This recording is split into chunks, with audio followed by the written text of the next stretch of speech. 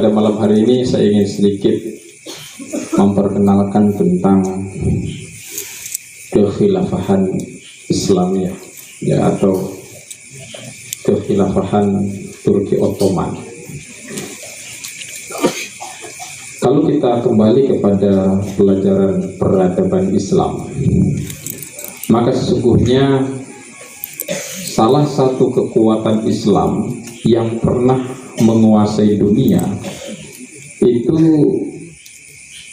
berada dari Turki. Jadi Turki itu dulu ada namanya kerajaan Turki Ottoman. Kerajaan Turki Ottoman ini atau kekaisaran ini, atau banyak orang menyatakan kekhilafan Turki ini, kekuasaannya meliputi wilayah Eropa dan wilayah Arab. Bahkan ada catatan-catatan sejarah juga, termasuk pernah ada utusan Turki yang sampai ke Jogja, itu kan ada prasastinya.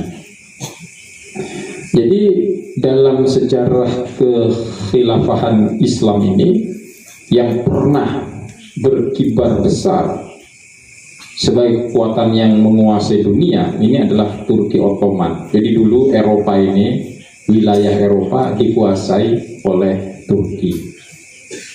Maka kalian jangan heran kalau kalian sekarang ke Eropa, ke Armenia misalkan, ke Bosnia Herzegovina, ke Austria dan beberapa wilayah Eropa, kalian akan menemukan komunitas-komunitas Muslim. Bahkan pernah kalian dengar dulu di Bosnia Herzegovina orang Islam itu dibantai. Kan kita tanya, kenapa ada orang Islam dibantai? Itu kan di Eropa. Ada sebuah kota namanya Bosnia dibantai itu sama negara namanya Serbia. Dulunya ini Yugoslavia pecah, ada Serbia, Yugoslavia, ada Bosnia. Nah, Bosnia ini mayoritas penduduknya Muslim, ini berada di Eropa. Jadi sejarahnya dulu Turki ini menaklukkan Eropa. Nah, ketika negara Turki menaklukkan Eropa, maka pasukan Turki ini kemana-mana di Eropa, menaklukkan Serbia, menaklukkan Yugoslavia, menaklukkan Austria. Nah, para pasukan ini itu menikah, tinggal di sana, punya keluarga, membesar di tiap tempat. Di sejarah seperti itu. Maka pada tahun 1900, ya, Turki ini kekuasaannya ke Eropa, bahkan sampai ke Arab. Kalau kalian melaksanakan ibadah umroh, kalian pasti akan diajak jalan-jalan. Ini Ustadz Ade yang umrohnya sudah tidak terhitung. Sudah berapa puluh kali Ustadz Ade umroh? Hah? Berapa? Lebih dari berapa tuh, lebih dari 3 itu? Saking seringnya tiap tahun, ya. Dari zaman saya sampai sudah 10 kali ya, udah 10 kali umroh ya. Umroh, haji juga, ini udah Ustadz Ade ini nggak bisa dipanggil haji satu, karena haji berkali-kali juga. Udah berapa kali haji Ustadz Ade? Hah? Sudah 3 kali haji, jadi hatri ya. Ya. Udah 3 kali haji umroh nggak terhitung ini saudara. Jadi kalian boleh lihat ketika kalian umroh, kalian akan ke Madinah. Di Madinah itu pasti akan diajak ziarah. Salah satu yang akan kalian ziarahi itu ada stasiun kereta api. Betul nggak saudara? Nah, stasiun kereta api itu menyambungkan antara Madinah dengan Turki. Jadi kalau orang dari Madinah pengen ke Turki itu cukup naik kereta. Dari Turki ke Madinah naik kereta. Itu sudah ada dari dulu, zaman kerajaan Ottoman. Kenapa? Karena dulu Mekah, Mesir, semuanya itu penguasanya Turki. Nah, jadi Turki ini kekaisaran yang lebar sekali. Dulu Saudi Arabia ini di bawah kekuasaan Turki, adanya Turki. Nah, kemudian Wahabi mengambil alih. Mesir dari Turki, semua Turki, Eropa, Arab, kekuasaannya ini dari kekaisaran Turki atau kekhalifahan. Jadi Turki ini negara muslim yang terhebat dalam sejarah peradaban Islam. Bayangkan semua wilayah Arab, Turki kekaisarannya, bahkan Eropa semua ditaklukkan. Jadi Eropa itu jangan dibayangkan seperti sekarang. Dulu Eropa itu taklukannya Turki semua. Mereka di bawah kerajaan Turki semua. Nah, tapi karena Turkinya tidak melakukan reformasi di bidang pendidikan, tidak melakukan reformasi di bidang teknologi, sudah berkuasa lama, Eropa ini posisinya di bawah. Kemudian mereka melakukan reformasi di bidang teknologi, reformasi di bidang pendidikan. Akhirnya mereka menemukan beberapa teknologi, termasuk teknologi senjata. Barulah beberapa wilayah itu ditaklukkan oleh Barat. Mesir diambil alih oleh Inggris, ya. Yordan diambil alih oleh Inggris. Itu beberapa negara terus. Inggris ada yang diambil alih oleh Belanda, ya, ada yang diambil alih oleh Prancis. Kalau Mesir kalau nggak salah sama Prancis, bukan sama Inggris. Mesir itu sama Prancis. Tunisia, penjajahnya apa? Tunisia, Prancis ya. Apa Tunisia penjajahnya? Hah? Prancis. Yang tadinya di bawah kekuasaan Turki, tapi karena Turkinya mulai lemah dari sisi kemiliteran, sedangkan Eropa, Prancis, Inggris maju militernya, Turkinya masih pakai apa? Pakai pedang, ya, masih pakai pedang lari-lari gitu. Orang Inggris dan Prancisnya sudah pakai meriam dan lain sebagainya. Maka lama kelamaan wilayah-wilayahnya diambil oleh Barat, itu sejarahnya. Nah, ada seorang kaisar di situ namanya Kemal Atatürk. Kemal Atatürk disekolahkan di Barat, dia belajar ilmu pengetahuan, belajar teknologi, kemudian dia menjadi kaisar, menjadi raja. Ketika dia menjadi raja, dia lihat ini Turki kalau tidak diubah bahaya. Kenapa? Orang-orangnya kebanyakan belajar agama, teknologinya terbelakang, sudah kalah. Jangan-jangan bukan hanya wilayahnya diambil, nanti satu saat Turkinya pun akan dijajah begitu. Maka kata Kemal Atatürk, Turki harus melakukan sebuah revolusi dari tadinya pemerintahan, ya, kekaisaran yang berlandaskan Islam sebagai Turki Ottomani ini, khilafah Islamiyah, diubah menjadi pemerintah Turki yang sekuler. Artinya apa? Nilai-nilai agama harus di bumi hanguskan. Maka ketika pada tahun 1924 Kemal Atatürk menyatakan Turki sebagai negara sekuler, bukan lagi negara Islam. Bahkan nilai-nilai Islam harus dibenamkan. Mulai saat itulah pelajaran-pelajaran agama semuanya mulai ditutup. Pendidikan harus belajarnya umum. Azan tidak diperkenankan, pakai Allahu Akbar, nggak ada, nggak boleh. Ajaran Islam ini nggak maju, ini bahayanya. Kemal Atatürk ini orang yang dididik di Barat, dia pulang akhirnya merombak semua. Bahkan sholat aja susah di Turki itu. Saya sampai tahun 2000 ketika ke Turki itu azannya masih ecelemete apa, nggak ngerti lah pakai bahasa Turki apa ini. Nggak boleh, nak. Perempuan nggak boleh pakai kerudung, semua terbuka. Jadi kerudung harus dibuka, nggak boleh. Jadi satu Turki nggak ada yang berani pakai kerudung, karena kalau pakai kerudung tangkap. Pelajaran agama dari sekolah dihapus. Kenapa? Karena salah cara berpikir Kemal Atatürk. Kemal Atatürk berpikir ini Turki tidak maju gara-gara Islam. Dia pikirnya karena Islam ini membuat nggak maju, padahal bukan itu. Cara memahami Islam yang salah. Islam nggak pernah melarang orang untuk belajar ilmu pengetahuan umum, kan begitu? Ya, Islam tidak pernah menghalangi untuk belajar teknologi. Ya kebetulan saja sistem di kita pada saat itu lebih banyak belajar fikihnya ketimbang belajar ilmu pengetahuan. Maka terbelakang.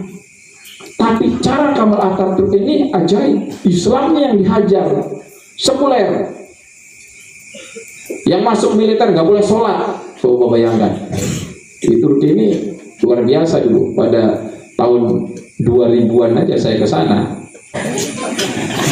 Jadi Turki ini betul-betul negara yang bukan hanya liberal tapi sekuler. Di saat Islam itu terlarang semuanya. Jadi kalau perempuan-perempuan yang Islami dulu di Turki, kalau mau kuliah, itu mereka ke kuliahnya pakai wig. Tahu nggak wig? Kayak lu cinta. Ya. Nah, sekarang namanya ganti jadi Muhammad Fattah. Ya. Itu kan pakai wig warna putih itu. Ketika dibuka kan rambutnya pendek, cepat. Ya. Nah, di Turki perempuan-perempuan yang menganggap bahwa rambut itu adalah aurat, mereka pada kuliah pakai wig. Ini saya juga lucu juga kalau gini, asik juga santriwati Indonesia mulia. Nanti pada ngaji pakai wig semua di Turki. Kan rambut saya nggak kelihatan. Ini pak wig aja. Ini hijab baru, model baru ya. Gitu. Itu di Turki berlaku dulu seperti itu. Maka saya bingung kalau ditanya, bagaimana kalau saya menutup rambutnya pakai wig? Gimana jawabnya? Nah, nanti kita bahas masalah dulu ya. Nah, di Turki itu dulu begitu zaman saya. Saya heran kok rambutnya ada mirip-mirip, tidak banyak kok mirip. Saya nanya, Syekh ini kenapa rambut mirip? Itu bukan rambut, itu wig mereka, karena mereka dilarang pakai kerudung, akhirnya ditutup pakai wig. Ini inspirasi buat kalian untuk menutup aurat itu. Jadi begitu terlarang di sana. Kalau ada militer, masuk militer elit, sholat ketahuan dipecat. Maka ada beberapa orang yang masuk tasawuf dari militer itu kalau sholat dia cari tempat yang kira-kira nggak ketahuan. Jadi betul-betul pemerintahan Turki itu melarang. Lebih jahat ini, sekuler sekali Kemal Atatürk ini. Bahkan ideologinya dibuat ideologi negara sekuler Turki. Tapi di dalam sejarah Turki yang dibuat sekuler tadi, ternyata masyarakat Turki mengalami kegersangan. Hidupnya bebas, nggak boleh ibadah, nggak boleh gini macam-macam itu. Sholat nggak boleh, azannya pakai bahasa Arab. Pokoknya nilai-nilai. Sholat masih boleh, tapi pejabat-pejabat utama militer nggak boleh dulu itu. Ternyata mengalami kegersangan. Masyarakat ini gersang, kok kita ini begini, lalu kita hidup itu buat siapa? Hanya dengan alasan pengen maju, kemudian Islam ditenggelamkan. Padahal dulu mereka maju gara-gara dulu Spanyol maju gara-gara Islam. Itu bukan masalah, tapi pemahaman orang tentang Islam itu yang menjadi masalah. Islam dengan Pancasila itu berkaitan, saling mengisi, bergandengan. Tidak pernah Islam dengan Pancasila bertentangan. Jadi agama termasuk Islam tidak pernah bermasalah dengan Pancasila. Yang masalah itu pemahaman orang yang salah kepada agama Islam akhirnya membuat dia bertentangan dengan Pancasila. Jadi cara memahami sama nih. Jadi Kemal Atatürk dan orang-orang sekuler di Turki cara memahami agama salah, seolah-olah kemunduran Turki dan umat Islam pada saat itu yang banyak dijajah oleh Barat diantaranya karena dianggap mereka ini problemnya adalah Islam. Ini kan salah cara berpikir nalarnya. Padahal cara mereka memahami Islam yang salah. Dipikirnya teknologi dan ilmu pengetahuan nggak penting. Dipikirnya orang itu cukup dengan ngaji Gus Baha doang terus maju peradaban.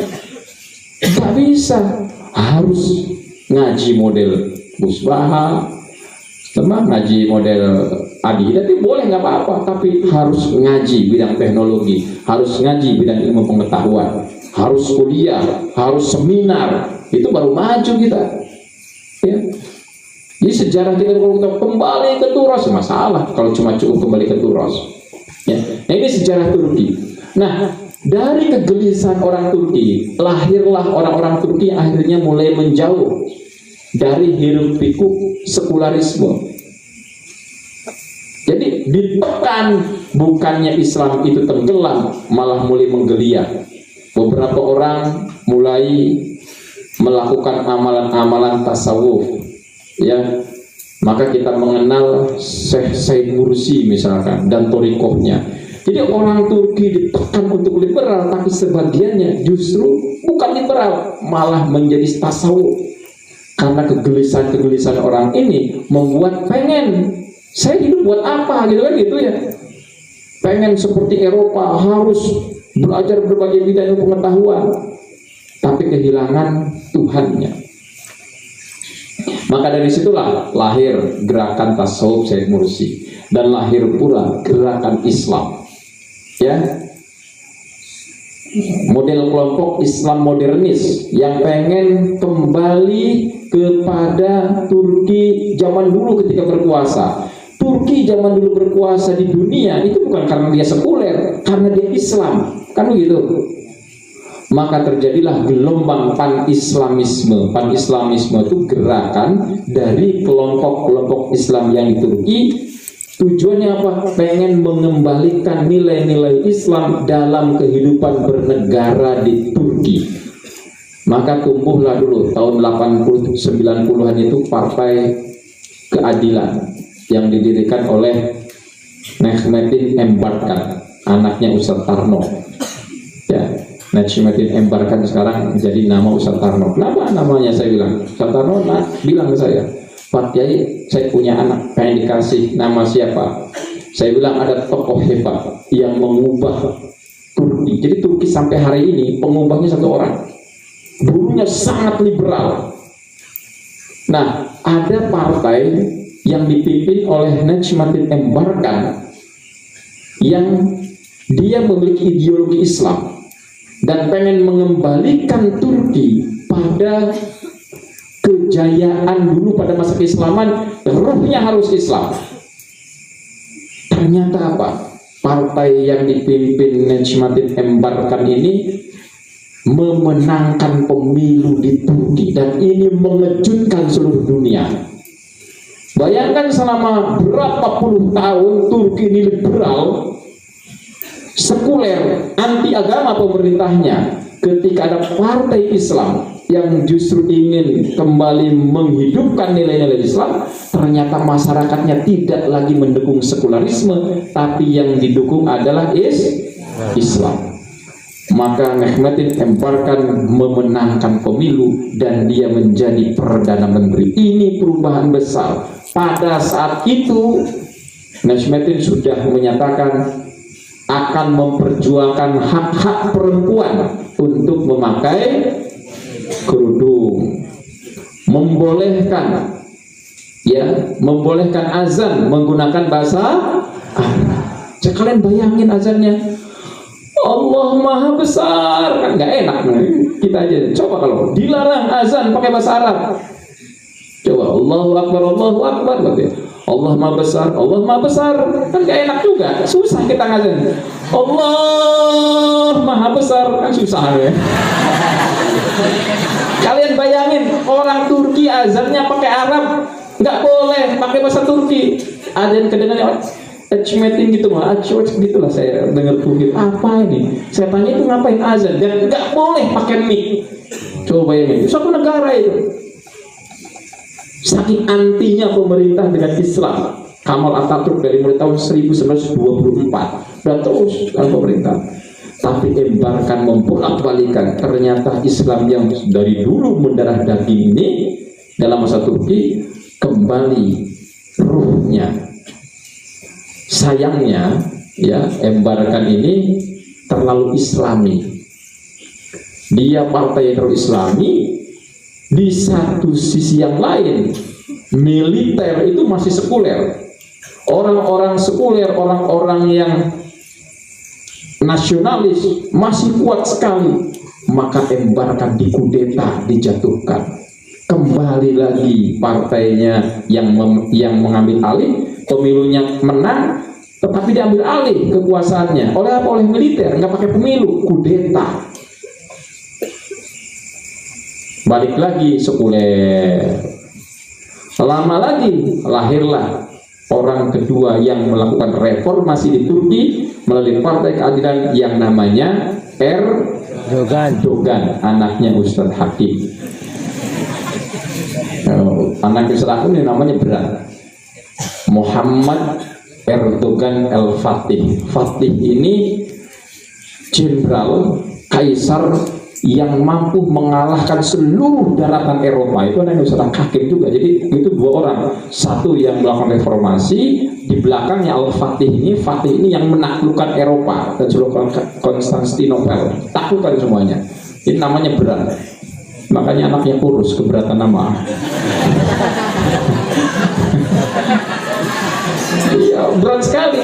Udah Erdogannya begitu luar biasa ditaklukin Eropa, ditakutin Eropa. Hari ini, dulu Al-Fatihnya itu ditakutin seluruh Eropa. Dia perang itu di depan. Ini berani sekali. Jadi kalau perang itu yang sholat ratusan ribu di belakangnya tuh pasukannya, mengerikan sekali. Makanya Eropa takluk semua sama Turki dulu. Itu Al-Fatih dulu. Makanya Fatih itu Kaisar Fatih. Nah, Erdogan melakukan perubahan besar. Dia dengan partainya memenangkan pemilu. Erdogan ini pintar.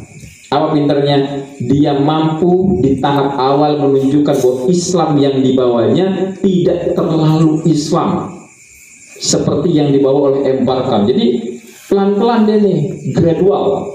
Seolah-olah partainya Islamis, tapi tidak mau merubah ini, merubah itu, enggak. Pelan-pelan, sedikit-sedikit. Dia menjadi Perdana Menteri, dirubah pelan-pelan melalui undang-undang, enggak radikal perubahannya. Maka tidak terasa rakyat Turki ini. Pertama, kerudung diperbolehkan sedikit. Selama keluar lagi azan diperbolehkan. Terus diubah pelan-pelan. Akhirnya Erdogan begitu kuat dan Islam kembali mulai berjaya di Turki. Masjid-masjid yang dulunya kosong. Ustaz Ade udah nyampe ke Turki, Ustaz Ade? Belum ya? Itu di Turki itu masjidnya cuma satu baris, dua baris itu yang sholatnya. Tapi sekarang penuh. Ya, kenapa? Erdogannya mampu melakukan perubahan pelan-pelan. Kalian bisa lihat di YouTube ngaji Erdogan juga bagus, ngaji Qurannya enak, dia juga hafal Quran ya. Nah, Erdogan ini memiliki semangat besar untuk mengembalikan kekaisaran Turki. Maka Erdogan ketika dia menjadi Perdana Menteri kan cuma 2 kali. Aturan di Turki itu kalau sudah 2 kali tidak bisa lagi menjadi Perdana Menteri. Tapi Erdogan karena sangat kuat partainya, dia buat aturan baru, ya, bikin undang-undang dulu, undang-undang tentang presidensial. Jadi kalau yang akan berkuasa utama itu bukan Perdana Menteri lagi, presiden. Setelah itu dianya jadi presiden. Dan kekuasaan tanpa terbatas, tanpa waktu. Jadi Erdogan itu sampai mati jadi presiden. Kenapa? Tanpa batas. Yang buatnya Erdogan. Nah, langkah besar Erdogan hari ini, bayangkan kalian lihat. Erdogan membangun istana. Istananya lebih besar dari Gedung Putih. Namanya juga sama, Gedung Putih Turki. Namanya apa? White House juga, apa namanya? Ada namanya. Membangun sebuah istana yang jumlah kamarnya di istananya ada 1060 kamar. Luas, ya, nggak ada apa-apanya Gedung Putih. Sekarang dibangun. Ya. Dibangun juga rumah sakit terbesar di dunia. Sekarang dibangun pula masjid terbesar di dunia. Ini proyek mercusuar. Apa agendanya? Pengen mengembalikan kekuatan Islam Turki yang dulu pernah besar. Dia pengen menunjukkan ke seluruh dunia bahwa Turki dengan semangat Islam bisa maju. Terbuktikah itu? Terbukti. Turki masuk G10, G20 itu 20 negara ekonomi tertinggi di dunia dan Turki masuk salah satunya. Dan sekarang termasuk ekonomi yang salah satu ekonomi yang kuat di Eropa. Jerman, Italia, Portugal, Belanda semuanya di bawah Turki secara ekonomi sekarang. Teknologi yang dulu, kalau kalian lihat mobil yang keren itu ada Mercy, betul nggak? Mobil yang di depan parkir itu ada Mercy. Ya, ada juga mobil BMW, itu di Jerman dulu pabriknya. Hari ini pabriknya di Turki. Orang-orang Turki yang dulunya di Jerman, di Eropa sebagai hanya buruh-buruh, ya, sekarang mereka berubah menjadi para manajer, para CEO, para pengusaha yang menguasai daratan Eropa. Turki sudah berubah. Maka hari ini begitu luar biasa. Di Turki ada pesantren namanya Sulaimania. Santri masuknya ini 4 juta, bayangkan. Coba saya cek di Indonesia, ada nggak pondok pesantren yang punya santri 4 juta? Ada nggak? 100.000 aja nggak ada. Paling besar itu mungkin 25.000. Mana? Lirboyo 25.000. Kemudian yang kedua pesantren di Lamongan, ya, Geofar itu 20.000. Gontor dari 12 cabang 24.000. Itu udah paling besar. Di Turki ini saking luar biasanya, ya, Syekh Muhammad Sulaiman membangun pesantren. Hari ini santri aktifnya 4 juta. Di Indonesia saja dia sudah bangun ada berapa? Dr. Ferry tadi masih ingat nggak angkanya? Berapa pesantren di Indonesia Sulaiman yang buat? Berapa? 60 pesantren. Bayangkan, mana di Indonesia yang punya 60 pesantren? Nggak ada. Kalah sama orang Turki. Pada orang Turki di Indonesia, ketemu saya itu pada tahun 2009 kalau nggak salah ketemu saya. Hanya 10 tahun dia bisa membangun pesantren 60 tempat di Indonesia. Dan ke-60-nya ini beda dengan pesantren kita. Pesantrennya elit semua, 7 lantai, 5 lantai, semuanya luar biasa pesantrennya. Dan di sini ada dulu yang pesantren di Sulaimania ini, Ustadz Hashim yang di Jogja UGM, kuliahnya di UGM, tinggalnya di pesantren Sulaimania. Nah, pesantrennya tidak seperti kalian bayangkan. Di lantai 1 kantor semua. Lantai 2, lantai 3, lantai 4 itu kamar. Kamarnya udah kayak hotel, ya, tata kayak hotel kamar. Lantai 5, lantai 6 tempat makan, khusus makan. Lantai 7 tempat belajar sama komputer semua di atasnya. Lantai 8-nya tempat olahraga, gym dan sebagainya. Itu begitu pola pesantren, semua sama. WC satu lantai WC semua.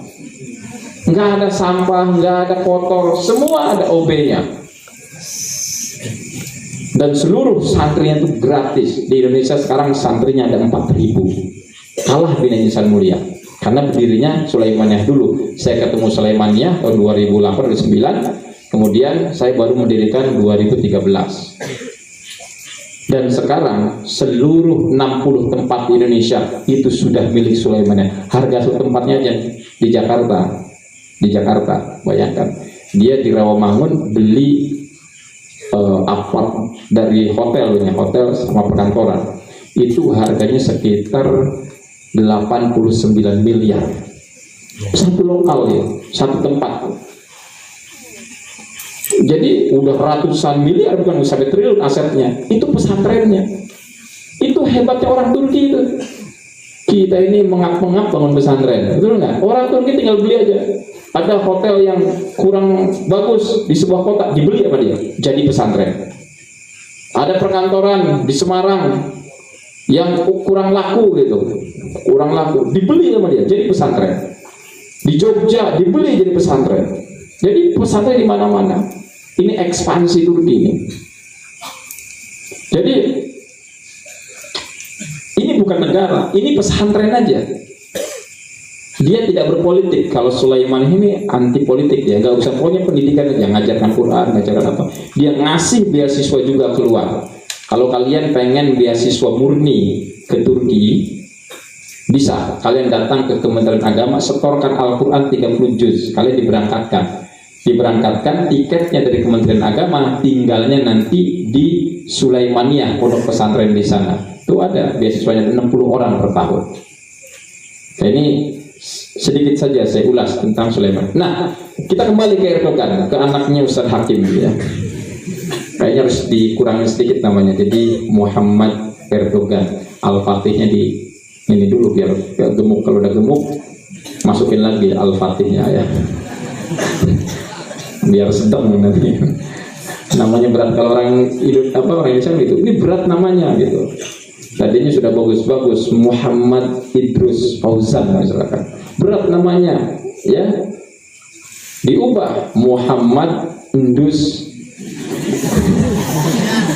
Ya, kalau Muhammad Endus kan nggak apa-apa, ada turun, nggak terlalu berat ya. Muhammad Endus namanya. Akhirnya sehat lagi. Itu kepercayaan nggak bener itu. Ya nggak ngaruh antara nama dengan kurus badan atau penyakitan ya. Di Indonesia ada musim, kalau dulu Ustaz Sodikin anaknya namanya dulunya bukan itu, diubah-ubah tuh. Siapa namanya anak Sodikin? Ipan Fadilah. Ipan Fadilah ya.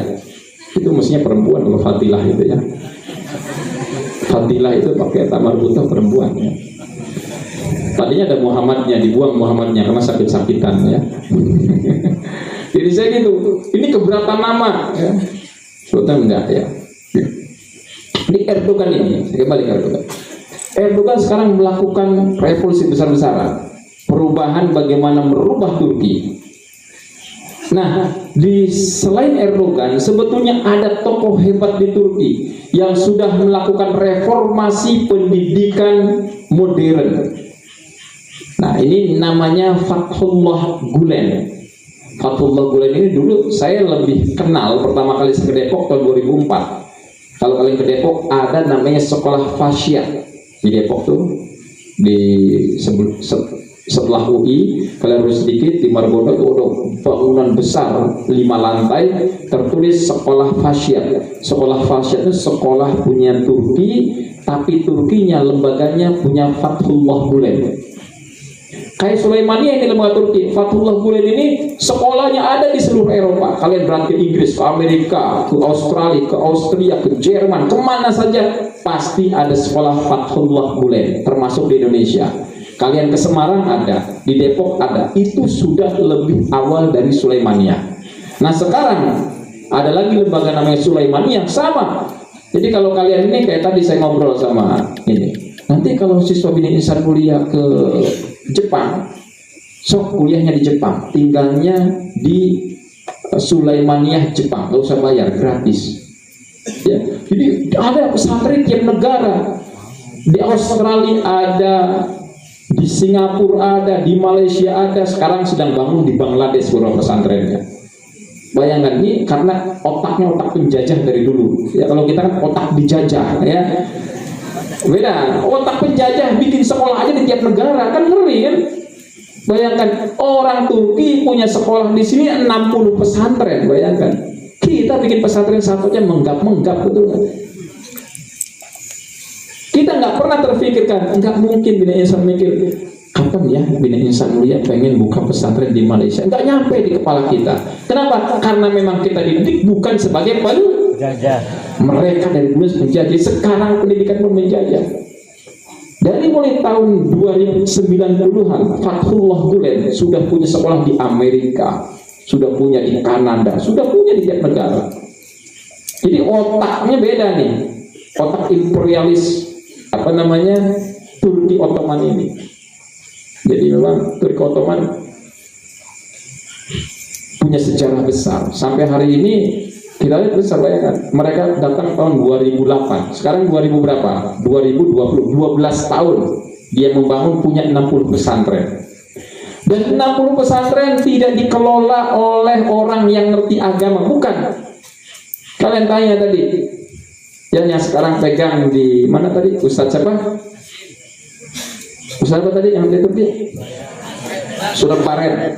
Ya kalau mobil kegeser Baret ya. Biar saya ingat Ustadz Baret ya. Ustadz Baret itu kalau ditanya sama kalian jurusannya apa? Teknik elektrik, tapi jadi Ustadz.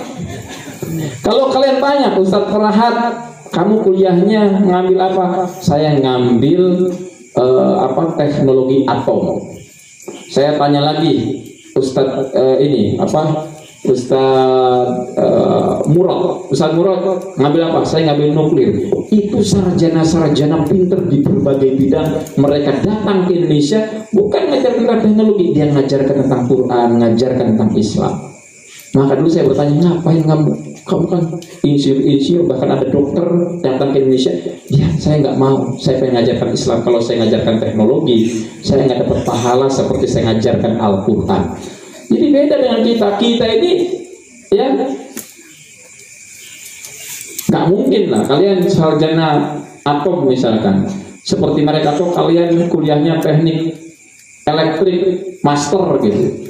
Disuruh sama kiainya, kamu ajarkan Islam di sana, kalian pasti nggak mau. Orang sana nurut sama Sulaimania. Bahkan tadi berkisah, saya tuh setelah menikah beli rumah, baru saja beli rumah di Jogja. Peralatannya saya sudah mau dikirim sama Indek, jadi udah pesen peralatannya. Saya dapat telepon dari Abi itu Ustaz Farhad, sahabat saya. Kata Farhad, kamu pindah ke Jakarta, pegang lembaga di Jakarta. Maka saya pindah, rumahnya saya tinggal, peralatannya langsung saya kirim ke Jakarta. Saya nyari lagi rumah. Itu luar biasa. Jadi mereka dikirim kemana saja, mereka nggak pernah mengeluh. Kenapa? Karena mereka bilang, saya akan berada di bumi Allah untuk dakwah Islamiyah dimanapun juga. Jadi kalian pergi ke Irian Jaya, ada Sulaimania.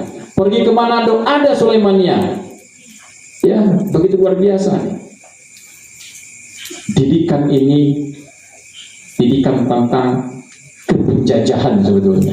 Jadi hari ini Erdogan ini seperti sedang menantang Eropa. Di saat Eropa terjatuh, Turki sekarang sudah naik. Ya. Nah, karena naiknya Turki ini, Barat tidak suka. Siapa yang paling tidak suka?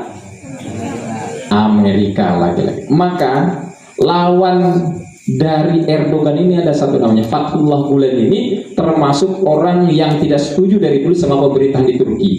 Karena tidak setuju mau ditangkap, dia lari kemana? Larinya kemana? Amerika. Dibenturkanlah Fethullah Gulen dengan Erdogan supaya mereka berperang.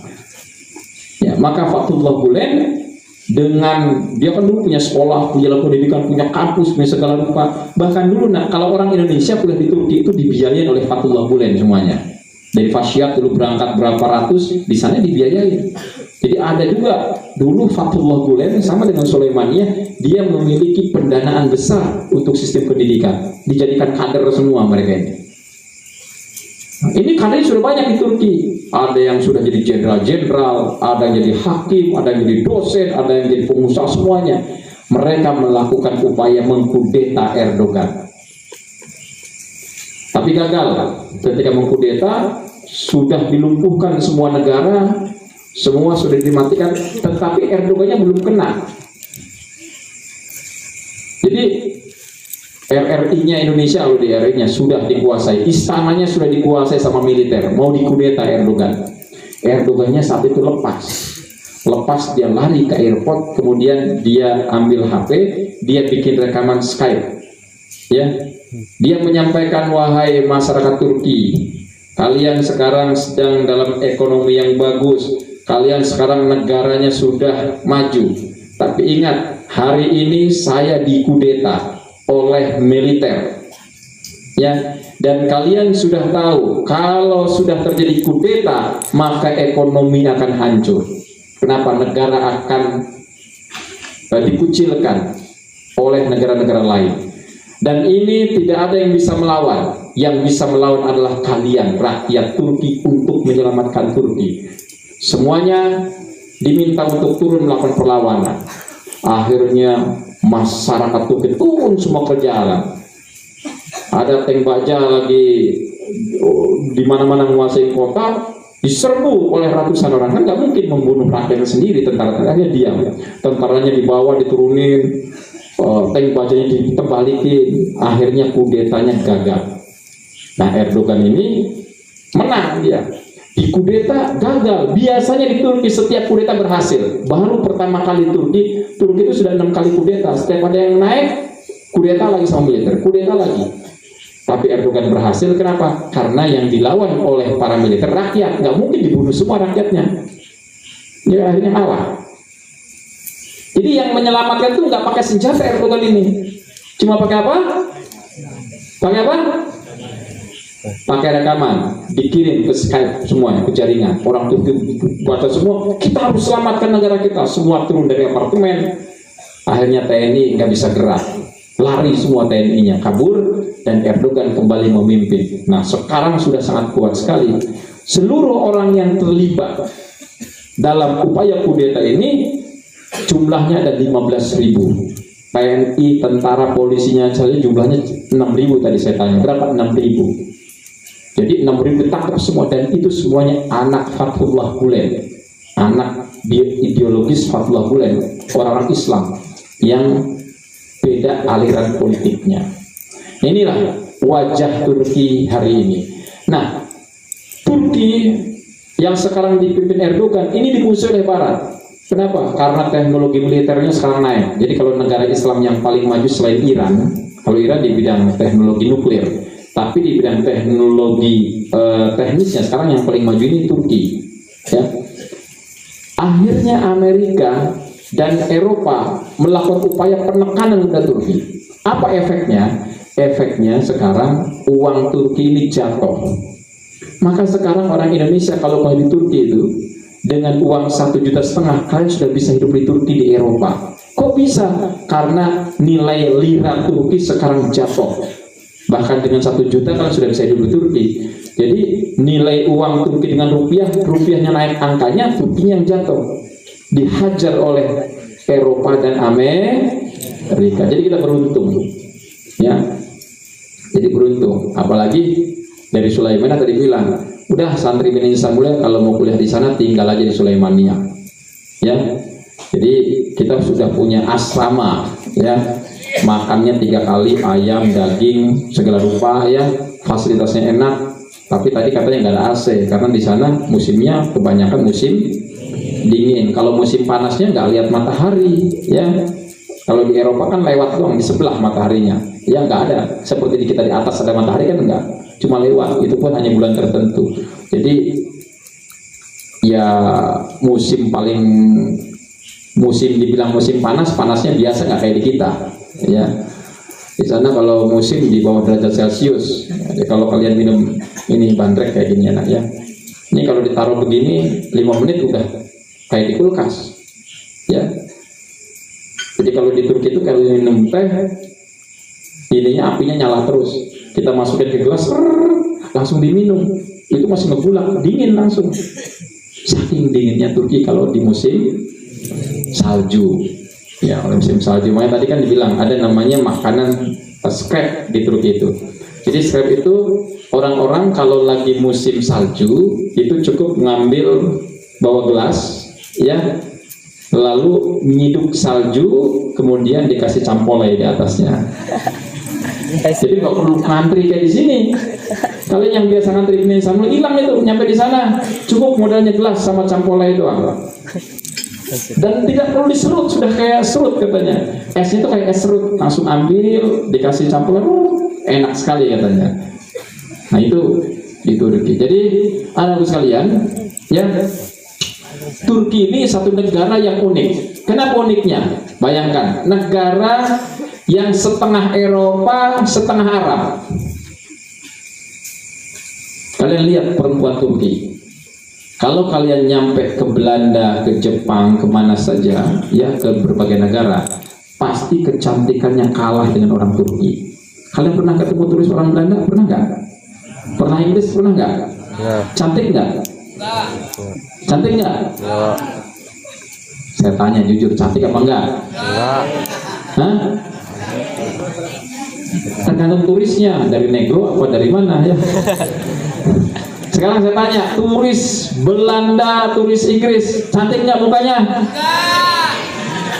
Cantikan Bu Pipi. Cantikan Bu Pipi katanya, ya. Karena dia lihatnya pakai sedotan, ya. Oke, mukanya cantik. Kita perhatikan kulitnya bagus nggak? Enggak. Kulitnya bagus nggak? Orang barat itu kulitnya bintik-bintik merah-merah putih-putih. Ngerti nggak? Kebayang nggak? Bagus nggak? Enggak. Ya, jadi kulitnya tuh kayak gimana gitu ya, kalau kita lihat itu kelihatan, kalau dari jauh tuh kelihatan bagus, apalagi Belanda tutul-tutul putih merah. Bener ya, orang barat begitu ya. Hidungnya udah bangir, matanya udah biru, tapi kulitnya nggak bagus. Orang Turki itu kulitnya putihnya ke Arab, hidungnya, matanya ke Eropa.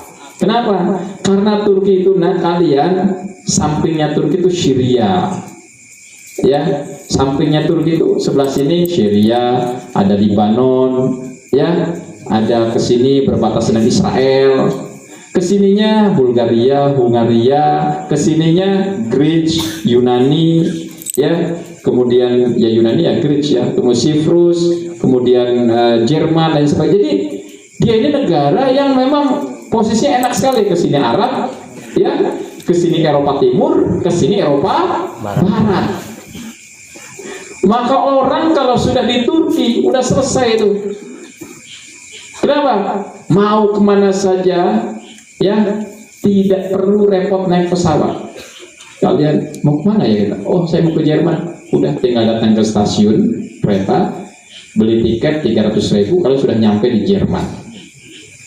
Oh, dari Jerman mau jalan kemana? Ke Belanda. Beli tiket lagi 250.000, nyampe ke Belanda. Dari Belanda pengen kemana? Pengen ke Swiss. Beli tiket lagi 150.000 sampai ke Swiss. Semua pakai kereta. 5 jam, 8 jam, 12 jam, ya, kereta-keretanya ini. Semua sudah terkonektif pakai kereta. Tapi kalau dari Turki ke Syria nggak bisa naik kereta, pakainya mobil. Nah, kalau kalian sudah jadi di Turki itu nggak perlu repot. Kenapa? Ada namanya visa. Visanya visa Schengen ya. Apa Schengen apa? Kalian dengan visa itu kalian bisa masuk ke seluruh negara Eropa. Jadi kalian bisa makan siangnya di Jerman, ya, kemudian besok sarapan paginya di Swiss, ya, kemudian pas makan siang lagi ke Belgia, ya, kemudian makan malamnya lagi ke Jerman. Bisa keliling. Jadi betul-betul, ya, apa, ngevlog ya, vlogable ya. Kalau kan Instagramable ya. Jadi kalian bisa foto di mana saja, dikirim itu meyakinkan, ya.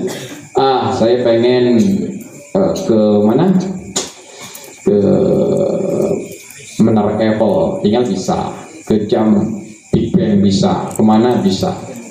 Karena transportasinya cukup dengan kereta.